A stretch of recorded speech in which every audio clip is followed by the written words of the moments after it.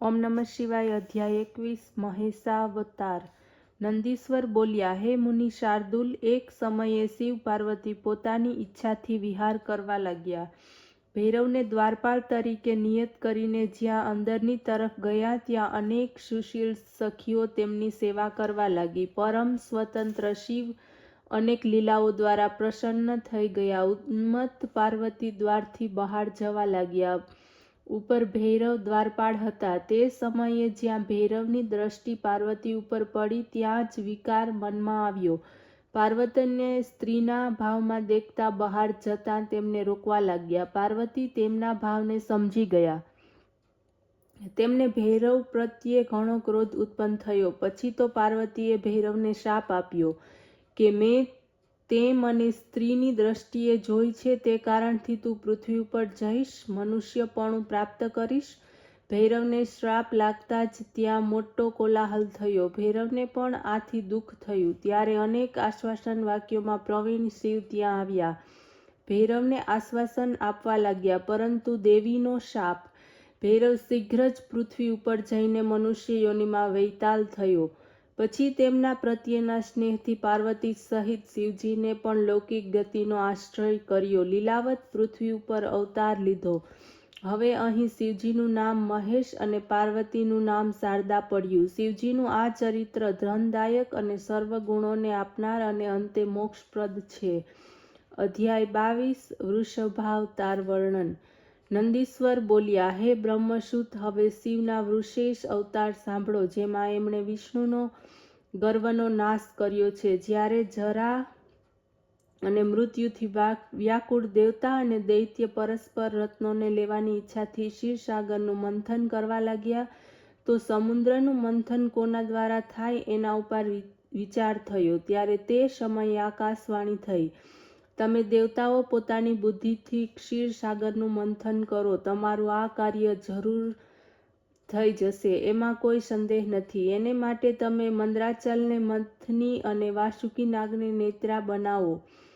ત્યારે દેવતા અને દાનવો મંદરાચલને સમુદ્રમાં લઈ જવાને પોતાની ભુજાઓના પરાક્રમથી તેને ઉખેડવા લાગ્યા અને લઈને ક્ષીરસાગર તરફ ચાલ્યા, પરંતુ સમુદ્રમાં પ્રવેશ કરાવી શક્યા નહીં. તેમનું બળ ક્ષીણ થઈ ગયું. મંદરાચલ દેવતાઓ અને દૈત્યોના ઉપર પડ્યો. કેટલાય દેવતાઓ અને દૈત્યો તેમાં કચડાયા. પછીથી સંચેત થતા શિવની સ્તુતિ કરવા લાગ્યા. શિવે તેમને બળ આપ્યું. હવે તેમણે તે પર્વતને ઉઠાવીને ક્ષીરસાગરના ઉત્તર તટ ઉપર લઈ જઈને તેને પાણીમાં મૂક્યો. પછી વાસુકી નાગને દોરડા બનાવી રત્નોની માટે ક્ષીરસાગરનું મંથન પ્રારંભ્યું. દેવલોકની મહેશ્વરી ભૃગુની પુત્રી લક્ષ્મી તેમાંથી નીકળી. પછી તેમાંથી ધન્વંતરી ચંદ્ર, પારિજાત કલ્પવૃક્ષ, ઉચ્છેશ્વા ઘોડો, ઐરાવત હાથી, મદિરા હરિનું ધનુષ્ય, શંખ, કામધેનુ, કૌશભુ મણિ તથા અમૃત નીકળ્યું. સાથે કાલકૂટ વિષ પણ. જ્યારે અમૃત નીકળ્યું ત્યારે તેઓ નીકળતાની સાથે જ તેના ટીપા બહાર પડ્યા, જેમાંથી સુંદર રૂપાળી સ્ત્રીઓ ઉત્પન્ન થઈ. તે રત્નોમાંથી લક્ષ્મી, શંખ, કૌસ્તુભ તથા ખડગને વિષ્ણુએ ધારણ કર્યા. ઉચ્છેશ્વા નામનો ઘોડો સૂર્યએ લીધો.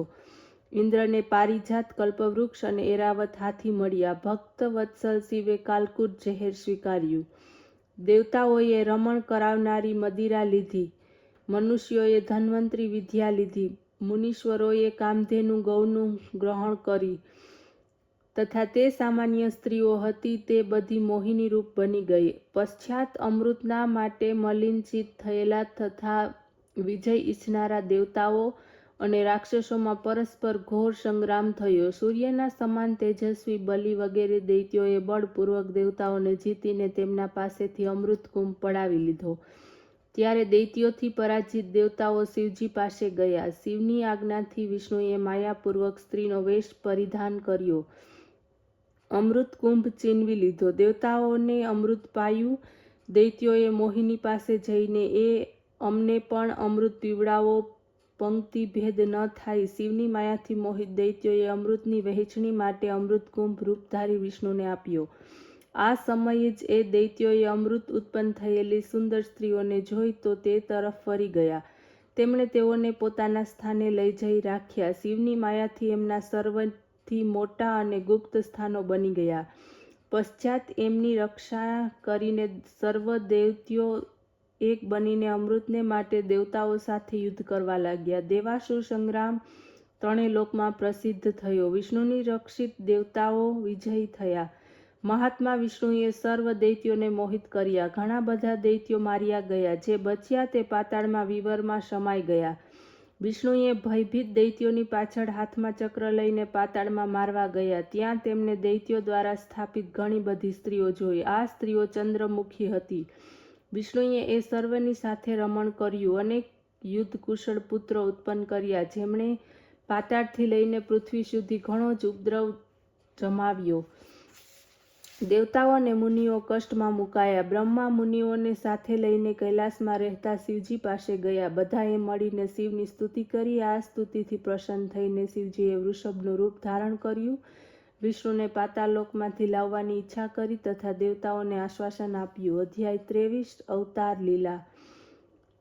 નંદીશ્વર બોલ્યા કે હવે શિવે વૃષભ રૂપ ધારણ કરીને ગરજતા પાતાળના તે વિવરથી પ્રવેશ કર્યો. એની પ્રચંડ ગર્જનાથી નગર ધ્રુજી ઉઠ્યું. તેનો નાશ થવા લાગ્યો. પૂર્વાસી વ્યાકુળ થયા. વૃષભ રૂપધારી શિવજી ઉપદ્રવી વિષ્ણુપુત્રોનો સામનો કર્યો. વીર વિષ્ણુએ ધનુષ્ય બાણ લઈને ગુસ્સે ભરાઈને શિવજી ઉપર આક્રમણ કર્યું. વૃષભ રૂપ રુદ્ર પોતાના શિંગડાથી તેમજ ખરીઓથી એમને માર્યા. ક્રુધિત રુદ્રના એ મારથી વિષ્ણુના કેટલાય પુત્રો પ્રાણ રહિત તેમજ મૂર્છિત થઈ ગયા. આ જાણીને ભગવાન વિષ્ણુએ વિવરમાંથી બહાર નીકળ્યા. એમણે પોતાના પુત્રોને મારી નાખનાર વૃષભ રૂપધારી રુદ્રને ઓળખી એમના ઉપર પોતાના બાણો અને દિવ્ય અસ્ત્રોનો પ્રયોગ કર્યો. પરંતુ પર્વત નિવાસી રુદ્રે એ વિષ્ણુના સર્વ અસ્ત્રોને કાપી નાખ્યા. ત્યારે એ વૃષભ રૂપધારી શિવજીને ઓળખીને વિષ્ણુએ કહ્યું, હે દેવ મહાદેવ, હું મૂર્ખ છું. આપની માયાથી મોહિત મેં આપની સાથે યુદ્ધ કર્યું. ભલા કોઈ પોતાની સ્વામી સાથે યુદ્ધ કરે છે? હે પ્રભુ, આ ઉપર કૃપા કરી મારો અપરાધ ક્ષમા કરો. હે મુનિ, ત્યારે વિષ્ણુના આ વચનો સાંભળી ભગવાન શંકરે કહ્યું, તમે તો ઘણા બુદ્ધિમાન છો. પછી બધું ભૂલીને મારી સાથે શા માટે દ્વંદ્વ યુદ્ધ કરવા લાગ્યા? શું તમે તમારા સ્વરૂપને માટે આધીન હોવા છતાં ઓળખી શક્યા નહીં? હવે તમે અહીં રમણ ન કરો. આ દુરાચારથી નિવૃત્ત થાઓ. વિષ્ણુ શરમાયા, ત્યાંથી ચાલતા થયા. શિવ બોલ્યા, થોભો, હવે તમે આ ચક્રને અહીં છોડી દો. હું તમને બીજું ચક્ર આપું છું. આ પ્રમાણે કહીને શિવજીએ પોતાના તેજથી સૂર્યના સમાન બીજું સુદર્શન ચક્ર વિષ્ણુને આપ્યું. વિષ્ણુ જ્યારે સ્વર્ગમાં ચાલ્યા ગયા, વૃષેશ્વર ભગવાન શંકર પણ દેવતાઓનું કાર્ય કરીને કૈલાસ પર્વત ઉપર ગયા. વિષ્ણુને મોહ દૂર થયો. જે માણસ આ વૃષેશ્વર અવતારને કથાને વાંચે તેને શત્રુબાધ નહીં નડે. આ પવિત્ર ઇતિહાસ સ્વર્ગદાયક, ભક્તિવર્ધક તથા સત્પુરુષોને ભક્તિ મુક્તિ આપનાર છે. અધ્યાય 24 પીપલાદ ચરિત્ર. નંદીશ્વર બોલ્યા, હે મુનિ, હવે ભક્તિપૂર્વક પીપલાદ નામક મહેશ્વરનો પરમ અવતાર સાંભળો. એક સમયે ઇન્દ્રાદિ દેવતાઓને વૃત્રાસુરે પરાસ્ત કર્યા. ત્યારે તેમણે પોતાના સર્વ આયુધોને દધીશી ઋષિના આશ્રમમાં મૂકીને બ્રહ્મલોકની યાત્રા કરી. ત્યાં પહોંચીને લોકપિતામહને તેમણે પોતાની સર્વ વેદનાઓ કહી સંભળાવી. બ્રહ્મા ઘડીભર મૌન થઈ ગયા. પછી વિચાર કરીને બોલ્યા કે એને માટે આપ લોકો મહર્ષિ દધીશીની પાસે જઈને એમના અસ્થિને માટે યાચના કરો. એમને શિવની આરાધના કરી વરદાન પ્રાપ્ત કર્યું છે કે એમના હાડકાં વ્રજથી પણ કઠોર થશે. જ્યારે એમના હાડકાં મળી જશે ત્યારે તે દ્વારા વ્રજનું નિર્માણ કરી વૃત્રાસુરને મારી શકાશે. બ્રહ્માજીના વચનો સાંભળીને દેવગુરુ બૃહસ્પતિને આગળ કરીને દેવતા દધીશી ઋષિના આશ્રમે આવ્યા. બધાએ હાથ જોડીને વંદન કર્યા. ત્યારે દેવતાઓનો આ આગમનનો અભિપ્રાય જાણીને ઋષિએ પોતાની પત્ની સુવર્ચાને આશ્રમની અંદર મોકલી દીધી અને ઇન્દ્રને આગમનનું કારણ પૂછ્યું. આ ઉપર સર્વાર્થ સાધક ઇન્દ્ર પોતાનો અભિપ્રાય કર્યો. મહર્ષિ દધીશીએ વિચાર્યું કે પરોપકારી બીજો કોઈ ઉત્તમ ધર્મ નથી. એમણે શિવનું ધ્યાન કરતા શરીરનો ત્યાગ કર્યો. પુષ્પ વર્ષા થવા લાગી. દેવતાઓ વિસ્મય પામ્યા. ઇન્દ્રે કામધેનુ દ્વારા ઋષિના અસ્થિને બહાર કઢાવ્યા. તત્વષ્ઠા દ્વારા એનું અસ્ત્ર બનાવવાની વ્યવસ્થા વિચારવામાં આવી. ત્વષ્ઠાની આજ્ઞાથી વિશ્વકર્માએ સુદ્રઢ વ્રજમય અસ્ત્ર બનાવ્યું. શિવની આજ્ઞા તેમજ તેમના તેજથી યુક્ત વ્રજ દ્વારા ઇન્દ્રે જે પ્રમાણે રુદ્રે કાલ ઉપર પ્રહાર કર્યા હતા તેમ વૃત્રાસુર ઉપર પ્રહાર કર્યો. પછી તે ઇન્દ્રે પૂર્ણતયા ચંદ્ર બનીને એ જ વજથી વૃત્રાસુરને પર્વતના શિખરની જેમ કાપી નાખ્યો. દેવતાઓએ મહાન ઉત્સવ મનાવ્યો. પુષ્પોની વૃષ્ટિ થઈ. હે ભાઈ, પ્રસંગ